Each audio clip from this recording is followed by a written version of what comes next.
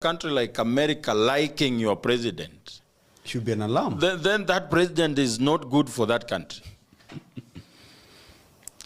They give you money knowing that you are not going to use this money to help your people. You are not going to use this money to develop your country. And they will get, by giving you that money, they will get a lot of money back in terms of interest for a very long period of time. And leverage as well. And leverages. They say, hey, you will not be able to meet this deadline. In the next 4 months, unafaa this amount of money. And with the way of your government, and maandamano ya vijana, vijana wanaleta shida, you will not be able. Yes. Yes. So now do this. We can help you. We can restructure the debts.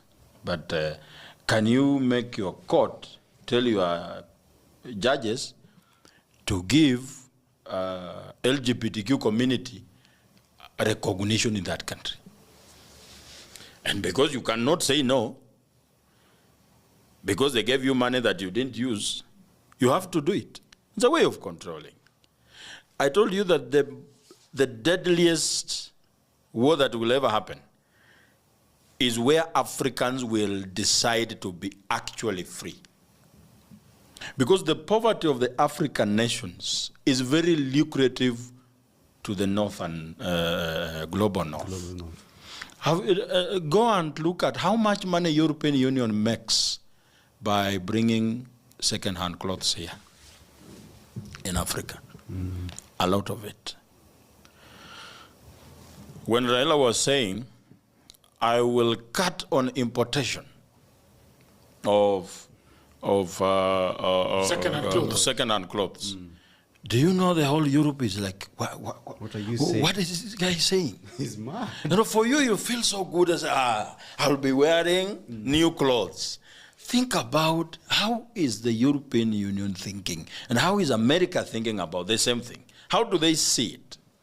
Because I remember they even penalized Rwanda. Yes. For actually cutting off the... You know, you are giving them headache of one, waste management.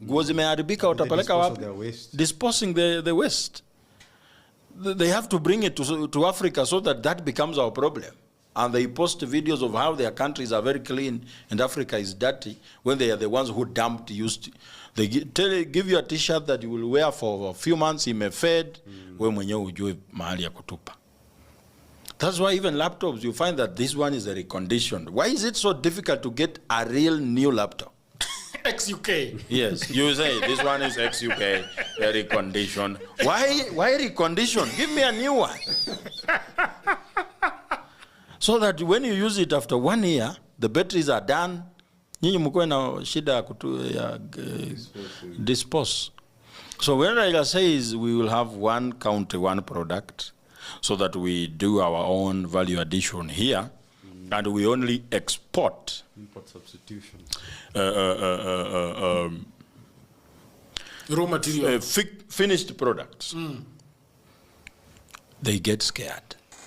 Because they know the prices they get raw coffee. They know that when we do our own value addition here, we will sell it to them at very exorbitant prices. They will not manage. So they have to cripple our manufacturing sector here. So that we only sell to them nauza coffee in terms of seeds. Then you import the same coffee at a very high price. The farmer cannot afford it. Yes, that's why kahawa watu wengi wanakunywa huku ni third generation, kwanza ni reduce. They only bring in coffee. That's why when you buy coffee in a Muthaiga mini mart and someone has bought coffee in a Muthurwa market, there's a very big difference.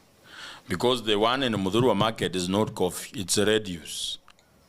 It's meant for average Kenyans. The real coffee is in Muthaiga, but because we cannot afford, it has to. And the one in Muthaiga, we are not the ones who did the value addition. It was imported. We import coffee that is being planted here in Kiambu. When you go to UK, say, let me take coffee. Do they have any coffee plantations? No, they don't. Not even one. I like coffee. Where are they getting the coffee? And yet their mornings are run by coffee. Coffee. Could you give me a glass of coffee? Look at them. We are giving them coffee.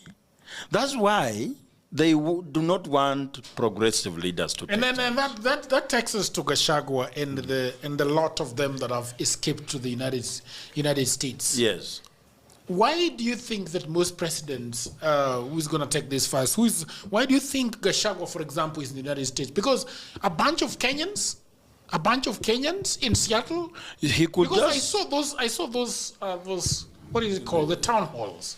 There were very few people. That's the mentality for Gachagua as a village kingpin, as most people see it. He has raised very valid reasons, actually. And just like we said in our previous episodes, there are so many ways in which Gachagua, for all his foul mouth and all that, can be useful to the progressive nature of our politics going forward. But I also think there's something bigger at play. When you see people running to America, for example, in what seems sort of like a political asylum, why couldn't he do the same media briefing here? Why did it have to be in America?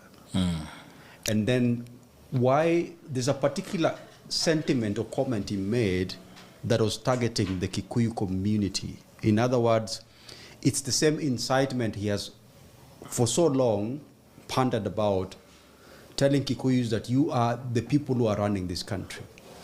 And that's the retrogressive nature of his politics, which I don't like, for example.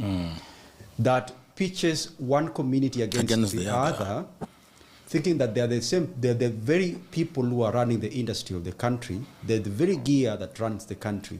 And yet, if one community were to be completely disintegrated off the map of Kenya, I think Kenya would not stand possible a chance. So I feel like, in essence, I feel like maybe the US is playing a pitch against war amongst the political class, because they are inviting secretly. We do not see these invitations happening or visas being issued and all that, but I think that is happening in the background. And they are seeing a way of charging the diasporic population, because diasporic population is very important in certain countries like Kenya, South Africa, Nigeria. Very important because, one, remittance. Two, they have a certain foreign affairs relations voice, whereby when they speak, sort of the international community is able to pick that noise very fast. That had it been, let's say, the media briefing were to be in Serena for the politician of his caliber. So I do feel that sometimes he's making a bigger political calculation in terms of going to where, because the US has a very big interest in Kenya. So when he goes to their veranda to make that media briefing, he's taking it to them. And he's also making a political pitching for himself. That I am here, use me. And most likely they will use him. They will. I don't know what you're thinking. How would they use him? Because first of all, there is word going around that Trump is the host, and I saw big cars, and some of them were, I think, what is it called, the marshals and the